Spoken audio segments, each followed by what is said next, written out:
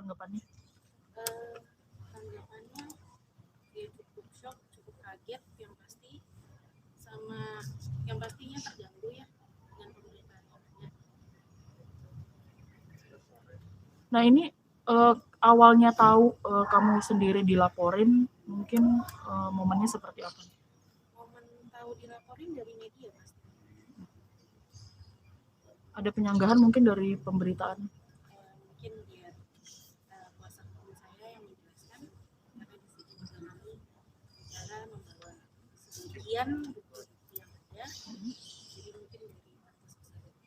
Jadi begini. Jadi pemberitaan yang Ibu Titin mengatakan bahwa Mbak Oi ini diduga melakukan tindak pidana penipuan, penggelapan, dan pemalsuan. Jadi saya luruskan di sini bahwa Ibu Titin mengatakan bahwa dia merasa ditipu oleh Oi. Ini yang saya tanyakan, Ibu Titin ini sebenarnya saya tanya Mbak Oi, Ibu Titin benar nggak dia sebagai yang dirugikan? Tidak benar. Jadi sebenarnya Ibu Titin ini coba jelaskan seperti apa? Coba.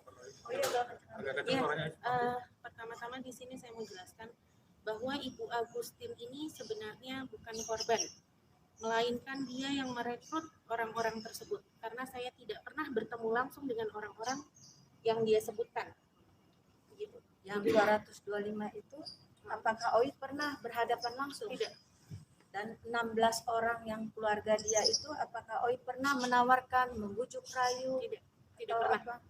Nah, jadi Ibu Agustin ini awalnya dia yang mempresentasikan kepada keluarganya, kepada 225 orang itu, sehingga terbujuk rayulah mereka itu untuk masuk menjadi calon PNS. Jadi dengan iming-iming bahwa dengan dia bilang Ibu Titinnya akan lulus. Nah, sementara saya tanya, apakah Oi pernah menjamin orang-orang itu untuk lulus? Tidak.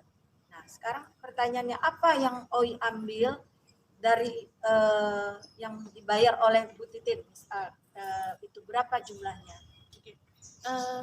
Untuk Ibu Agustin sendiri jumlahnya saya tidak tahu menahu berapa jumlahnya, tetapi perlu saya luruskan di sini.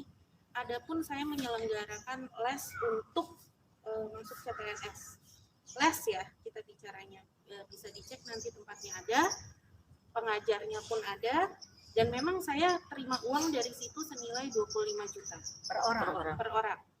Tetapi dengan nilai 25 juta itu ya digunakan untuk apa? Kalau ditanya, wajar saya punya untung dari situ, dari 25 juta itu. Tetapi 25 juta ini ya digunakan untuk les, gitu. Untuk pengajar, untuk sewa tempat dan lain-lain. Oi pribadi kira-kira tahu nggak sih apa alasan dia melaporkan Oi justru padahal dia adalah partner Oi sendiri? Kalau saya pribadi merasa mungkin saya entah bagaimana ada tekanan mungkin dari pihak lain. Mungkin ada tekanan. Jadi begini, yang saya tangkap dari Oi bahwa mungkin ada beberapa orang, misalkan nih dia menawarkan beraneka ragam, kan gitu pemberitaannya, ada 25, ada 160 kan begitu. Jadi misalkan dia bilang 50, dia setornya 25. Jadi setiap orang itu satu orang 25, benar apa enggak? Nah, jadi begitu. Jadi ada buktinya bahwa dia menyetor, misalnya nyetor jumlahnya 50. Itu dikembalikan, ada bagian dia ini yang sudah dia terima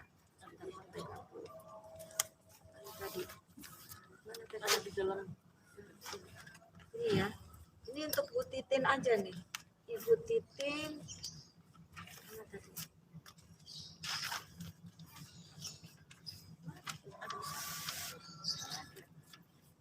Tadi udah disiapkan. Ini khusus Bu Titin. Ini yang sebagian ya yang dikembalikan yang diperintahkan oleh Ibu Titin kepada orang-orangnya Ibu Titin ya, ini sampai 1 miliaran. Tapi yang ada Ibu Titinnya sendiri itu jumlahnya sampai 250. Oh ya ini yang bagus. Oh iya. Ini karena ada beberapa transaksi. Ini baru yang dari M-Banking ya, belum dari yang rekening koran. Jadi ini coba dilihat, ini Ibu Agustin bukan? Ada depan ya. BNI Ibu Agustin 20 juta. Tahan sebentar, jangan Bu. Sebentar. Dimasukkan. Oke, next. Ya. Ini 10 juta. Ibu Agustin, BNI. Saya bacakan BNI nomor 024 442 4670. Tahun tanggal Ini tanggal 9 bulan 11 2020. Jadi ini 2020. Dari 8 bulan 1 2020 ini 215.500. Itu total yang dia Ya, terima. ini baru sebagian ya. Yang kita baru dapat rekapnya. Belum dari rekening Ini masih kita lagi Hitung lagi. nyusun gitu loh dari kemarin, baru ini bisa ada waktu, makanya kita baru stabiloin gitu. Oh iya, tapi sejauh ini hubungannya dengan pelapor seperti apa sih? saya nggak bisa jawab ya mengenai itu karena dengan pemberitaan ini kan menyangkut masa depan saya dan lainnya. Jadi ya kalau kalian pun di posisi saya pasti tertekan. Kalau ditanya hubungan dengan pelapor ya pastinya sekarang saya berpikir ulang berbicara dengan pelapor lagi karena pemberitaannya sudah kemana-mana. Sudah mendiskreditkan lah ya, apalagi banyak pemberitaan yang dibawa-bawa malah Ibu Nia gitu, Ibu Nia Daniati. Terus mengenai Karnu pelapor Ya, Pak Karnu pelapor, dia juga saya sampaikan dia bukan korban, melainkan dia yang mengajak juga. Ada bukti transferan juga di sini, salah satunya ini ke Pak Karnu ya, ya. Nah, 20 juta. Tapi ada lagi, ini masih banyak, kita masih rekap. yang anaknya Jadi istilahnya seperti ini, dia narik orang 50, store-nya 25. Nah, jadi misalkan dia 40, 25 dia store, sisanya masuk kantong, kan begitu. Baru dia teriak-teriak, seolah-olah koi semua.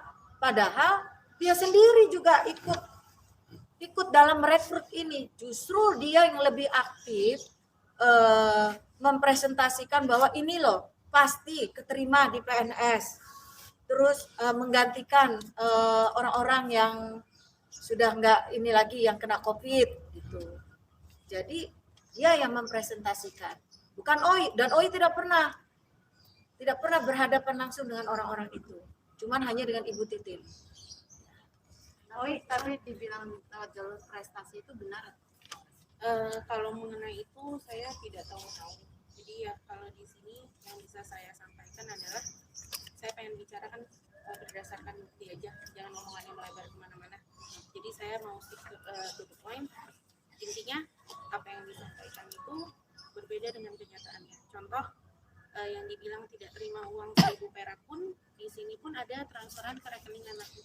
Ini ada anaknya juga, Nur Anwar Ansar. Iya, Ini 200. 45 juta, ada 30 juta, Ada 30 juta. ada lagi 30 juta. Total bisa melampaui 200-an juta. Ini yang baru kita ketemukan gitu, maksudnya ini masih banyak lagi.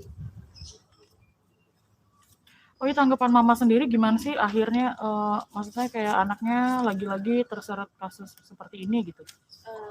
Buat teman-teman sekalian saya minta apapun yang jadi permasalahan saya jangan disangkut pautkan dengan ibu saya ataupun suami saya maupun anak saya.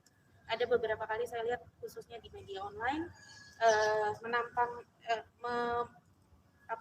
menampilkan foto anak saya dan ibaratnya anak saya kan masih kecil ya Mbak ya, jadi nggak ngerti apa-apa, sekolahnya jadi terganggu. Yang seperti itu saya minta tolong dengan sangat, jangankan hanya anak saya, suami saya pun begitu.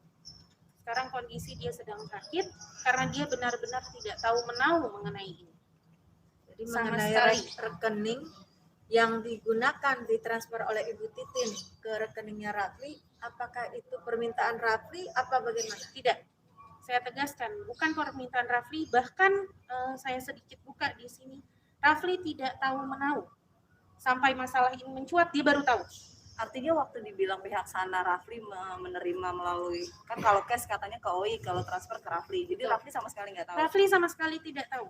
Tapi perihal transfer itu benar ke rekening Rafli. Betul, ke rekening Rafli yang ATM-nya, buku tabungan, dan m-banking-nya itu ada di saya. Yang pegang OI. Jadi OI yang memberikan kepada Ibu Titin. Betul. Rekeningnya Rafli. Gitu. Jadi yang pegang Jadi, Ibu Titin. yang menggunakan adalah OI. Maksudnya uang itu digunakan untuk Jadi apa gini, gitu?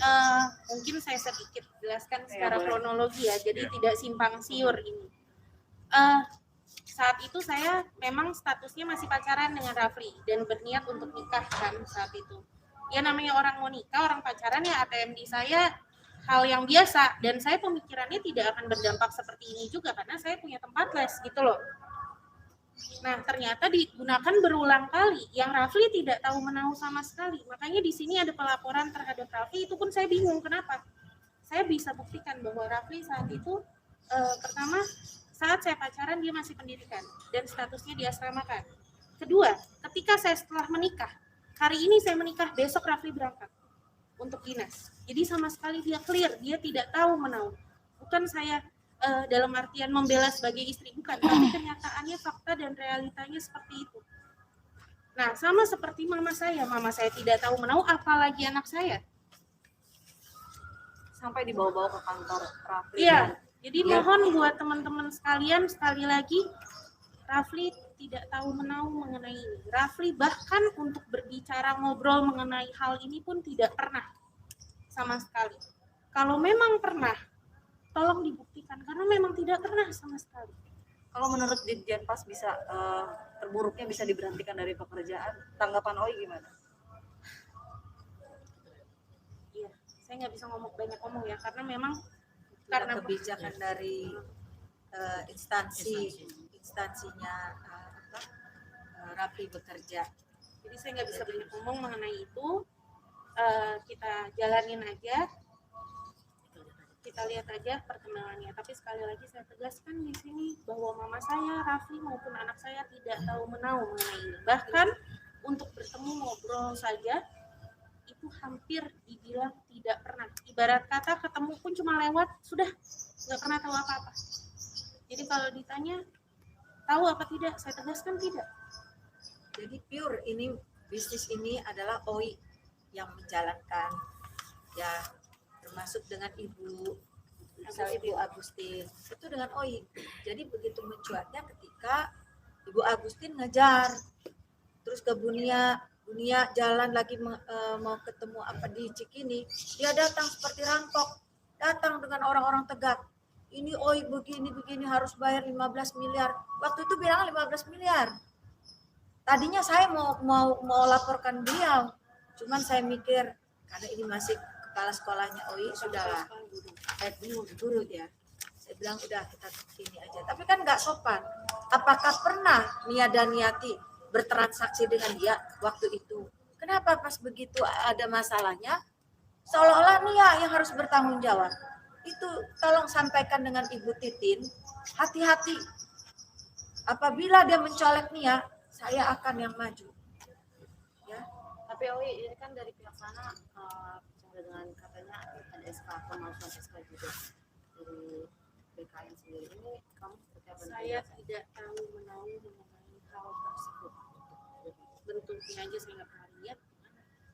Saya tidak tahu menahu mengenai hal tersebut. Jadi apa yang disampaikan ini harus perlu diluruskan.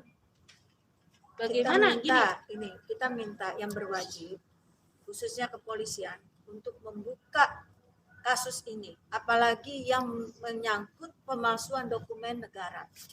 Itu harus dituntaskan, harus dibuka siapa pelakunya. Ya benar OI ya. Kalaupun terjadi apa-apa kepada OI berani bertanggung jawab. OI mengenai bukti WhatsApp yang OI bilang 1000% diterima. Itu mungkin Oi bisa jelasin. Gini, kalau mengenai WhatsApp dan lain-lain, saya tidak tahu ya itu dibukanya di mana karena saya juga nggak pernah lihat. Dan yang ngomong 1000% itu diputar balikan, padahal saya copy paste ibaratnya gitu. Jadi saya, ngerti nggak? Yang seperti itu.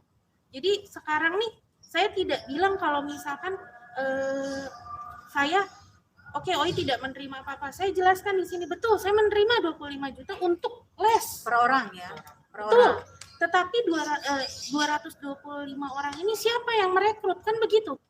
Nah, saya tanya, apakah Oi pernah menerima KTP atau apa identitas Data. daripada 225 orang itu? Tidak, Ibu Agustin yang menerima. Jadi baik, kalau Ibu. ditanya seperti apa, terus yang merekrut 225 ini siapa? Hantu? Kan nggak mungkin gitu loh, Mbak. Saya nggak pernah ketemu secara personal. Di Tetapi sini akunnya dipakai, ditransfer ke Iya. sana, ke siapa? Rafli punya dan Oi punya ya. Oi setelah dilaporkan dan masalah ini jadi besar, pernah ketemu anaknya sopan itu membuka gitu.